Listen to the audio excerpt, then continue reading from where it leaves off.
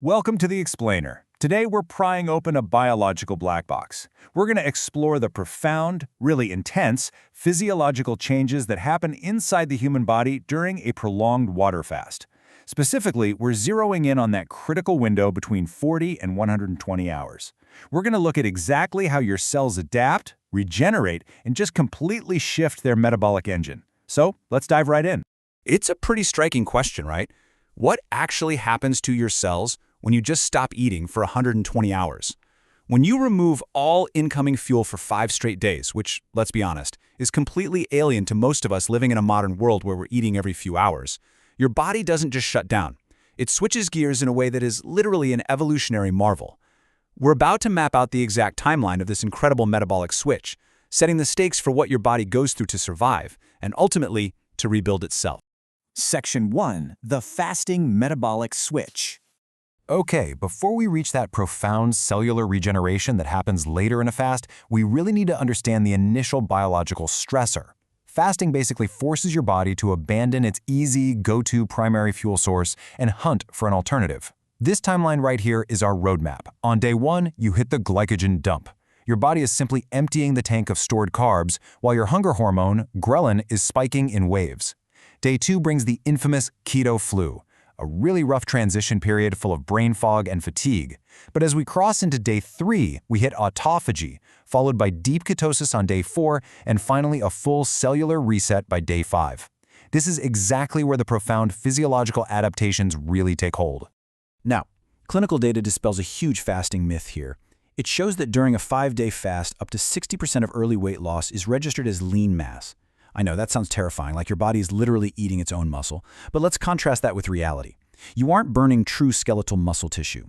What you're actually seeing is stored energy, specifically glycogen, and massive amounts of water just leaving your tissues. And here's the exact math behind that phenomenon: 3 to 4 grams. For every single gram of glycogen stored in your muscles and liver, your body binds 3 to 4 grams of water. So when you burn through that glycogen on days 1 and 2, you're releasing liters of fluid. This rapid fluid loss drives massive electrolyte shifts. And honestly, that is exactly what causes the headaches and fatigue of that day 2 keto flu. Section 2. Autophagy, the cellular cleanup. So, as we push past the 40-hour mark and enter day 3, the engine completely switches over. We stop relying on glycogen and start running on fat, hitting a highly anticipated biological milestone, autophagy. Think of autophagy as your cell's internal housekeeping protocol. When nutrients are scarce, your cells literally begin to digest and recycle old, damaged, and misfolded proteins to generate energy. It's a complex biological marvel. And what's really fascinating is that as this internal cleanup ramps up around day 3, the intense hunger you felt on day 1 often just miraculously begins to subside. Another massive shift in this window is a nearly 3-fold drop in fasting insulin levels. Because no new carbs or sugars are entering the system, your insulin basically hits rock bottom. This drastically improves your insulin sensitivity and leaves the biochemical doors wide open for long-term, highly efficient fat burning. But we do have to look objectively at the clinical data. Recent trials published in PLOS One reveal that fasting is, at its core, a major stressor. During the 5-day fast itself, markers for acute inflammation actually spike. Interleukin-6 increases by over 52%, and TNF-alpha goes up by nearly 26%. It's a nuanced, temporary stress response. The body initiates a controlled state of inflammation to trigger adaptation, kind of like what happens when you exercise, before those long-term anti-inflammatory benefits are realized. Section 3. Deep ketosis and hormone shifts. By day 4, the body is fully in deep ketosis, and the entire hormonal landscape just teeter-totters to protect you from starvation. Just look at the shift taking place here. Insulin, glucose, leptin, and crucially, IGF-1, which is a growth factor closely linked to aging and cancer development, are all plunging. Now look at what's surging: ketone bodies, fat oxidation, and, incredibly, growth hormone. The body actively surges growth hormone to preserve your true skeletal muscle tissue while it rapidly breaks down fat. Meanwhile, psychological vigor and mood actually tend to peak right around here. The PLOS-1 data confirmed a massive 5-fold increase in ketone bodies by this stage. Because your brain actually can't run directly on fatty acids, it needs a different solution when glucose drops. So as blood glucose falls to a baseline of around 70 to 85 milligrams per deciliter, the liver starts churning out beta-hydroxybutyrate. These ketones cross the blood-brain barrier and act as a highly efficient, premium alternative fuel source for your brain. Now, this alternative fuel is heavily linked to the intense mental clarity so many people report on days 4 and 5. Historically, this has been attributed to the upregulation of BDNF, brain-derived neurotrophic factor, which acts like fertilizer for the brain, supporting neuron survival. Interestingly, though, just to look at the complete picture, the recent PLOS-1 trial found that circulating BDNF actually remained unchanged at rest during the fast. So while the mental clarity is chemically very real and likely driven by the ketones themselves, the exact role of peripheral BDNF is still a complex, evolving piece of the puzzle. Section 4. Rebooting the immune system. As we near the 120-hour mark, some of the absolute most groundbreaking clinical data comes to light, specifically from research led by Dr. Walter Longo. Deep into the fast, the body initiates a severe clean house protocol for the immune system. To conserve energy, it starts breaking down old, inefficient white blood cells.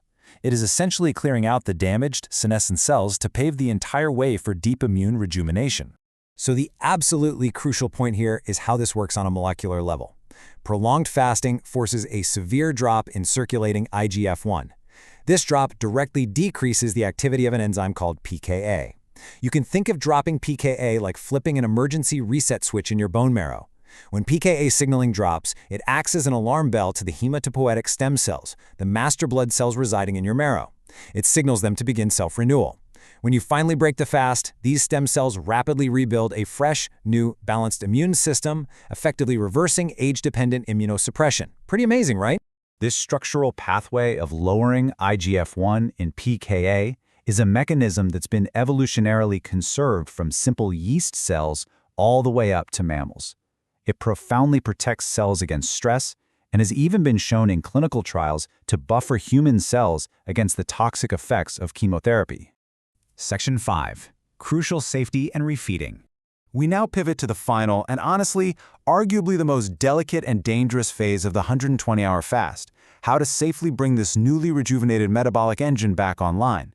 Because your insulin drops so low, your kidneys underwent a process called natriuresis, rapidly flushing out water and essential minerals.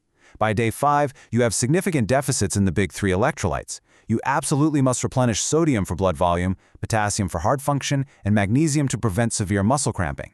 Proper supplementation isn't optional here, it is strictly mandatory for your safety. And this electrolyte deficit ties directly into the absolute biggest risk of all, refeeding syndrome. If you introduce carbohydrates too quickly to a mineral-depleted body that currently has sky-high insulin sensitivity, your body is going to rapidly spike insulin, shove those scarce electrolytes right into the cells, and cause a dangerous shift in fluids that can actually lead to severe cardiovascular distress. Therefore, reverse dieting is absolutely critical. You have to gently wake up those dormant digestive enzymes. A safe protocol looks a bit like this. Start in the morning with a high-collagen bone broth. A few hours later, introduce a small amount of fermented foods, like sauerkraut, to repopulate the gut bacteria. And then for dinner, stick to steamed, easily digestible vegetables and a small portion of lean protein. Keep it low-carb to avoid driving rapid fat storage and spiking that insulin. Which brings us to our final thought. The 120-hour fast reveals just how incredibly designed our bodies are to not just survive, but to clean, repair, and regenerate when food is scarce. Considering our ancestors relied on these periods without food for thousands of years to build stress resistance, how much time does your modern digestive system actually spend resting? It's definitely a question worth asking as we consider our own metabolic flexibility. Thanks so much for joining me on this explainer, and I really hope this gives you a profound new perspective on the science of the human body.